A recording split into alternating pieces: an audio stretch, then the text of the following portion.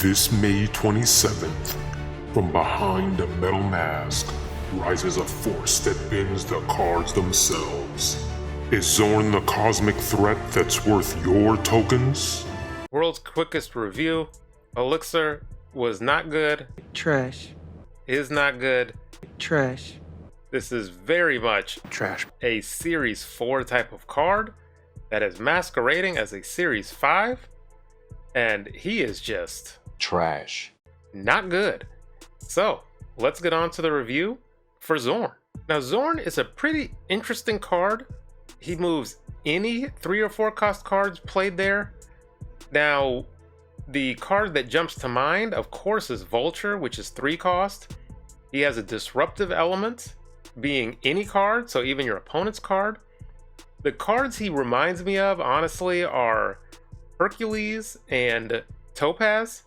Now, of course, he works a little bit differently, and he is also 2 cost, which is a little helpful.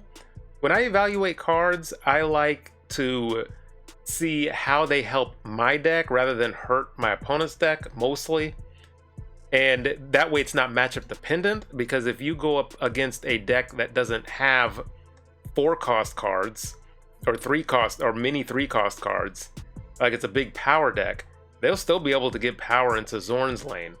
But if you go into matchups, of course, with 3 and 4 cost card, decks, then yes, it's going to be difficult for them to get into Xorn's lane. But that's matchup dependent. So I really like to focus on what it can do for me, and you'll see some of that reflected in the decks. For Series 2, we are leaning into some move elements with Cloak, Doctor Strange, and Craven. So if you play Xorn in a lane, you can Craven in another lane, and it will be random. It is not targeted move by Xorn. The other thing of note with lower CL decks, it's important to have tech. You don't have the newest, shiniest, and sometimes better cards at your disposal, but Shang-Chi and Enchantress are great equalizers, so you can win one lane with your Xorn, Craven, Vulture shenanigans, and then you can win another lane with one of the tech cards. The Series 3 deck builds on some of these same themes. We have access to Dagger at this level.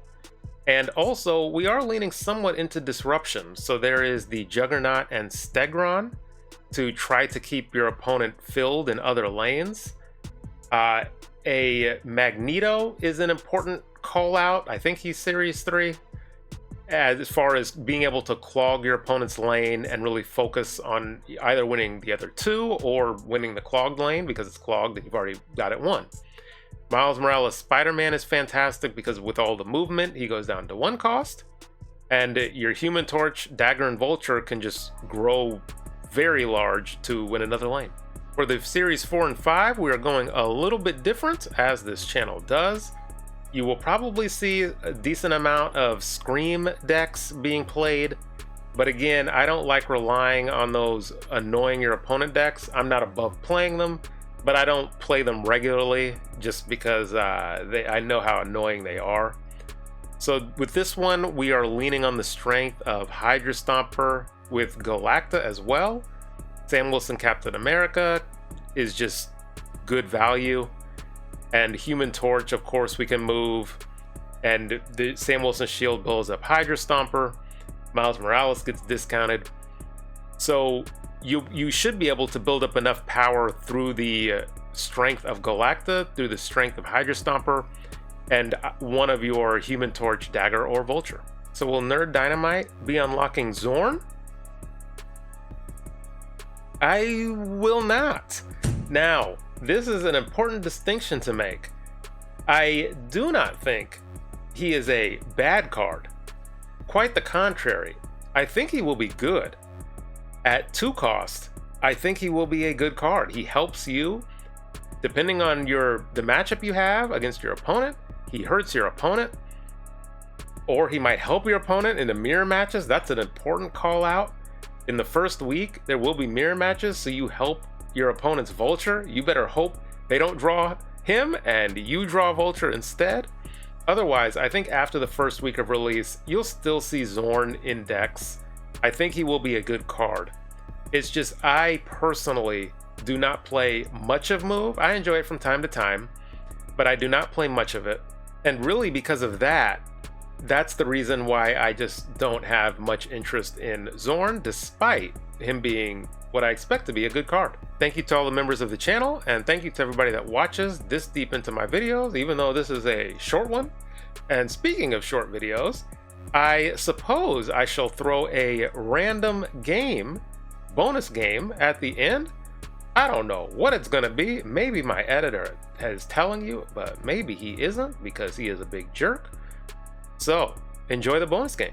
Okay, now we have Lady Death. Human Torch. So I get that down now. 8 cards in their deck. Let's hope they do not have Killmonger. And a Tinker's Workshop, because they could Killmonger me right now. Get down Madame Web. Then I can move the Human Torch. Okay. No bouncing for me. And no cost reduction for you. I'll get the dagger down now. I can actually get this down too. Why not? Do I get it down middle? Yes. And Surge. So there's only one other bounce card.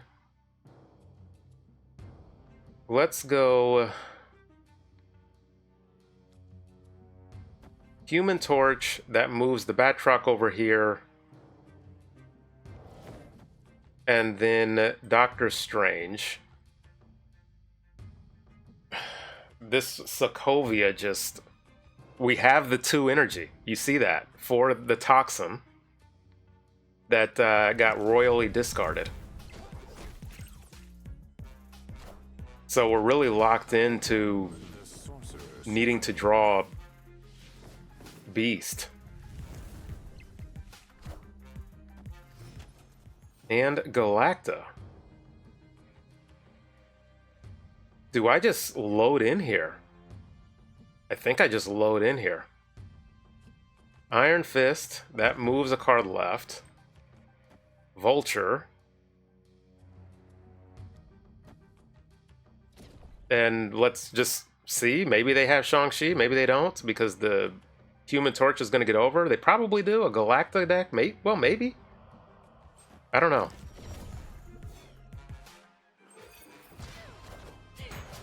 Captain Carter, that's fantastic.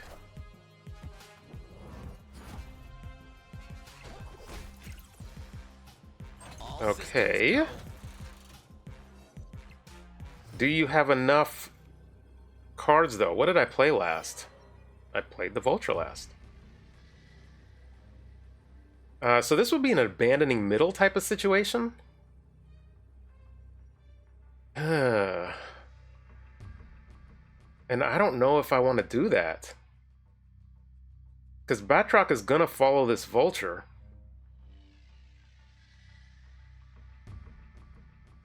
It's do I think they... Because I can't win all 3 lanes is the problem. Because this Vulture is just going to move. The Batroc is going to move. If I move the Vulture.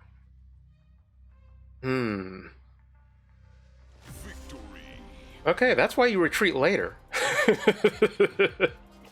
Because there weren't a lot of great options, but also with this Captain Carter here, you're really dedicating...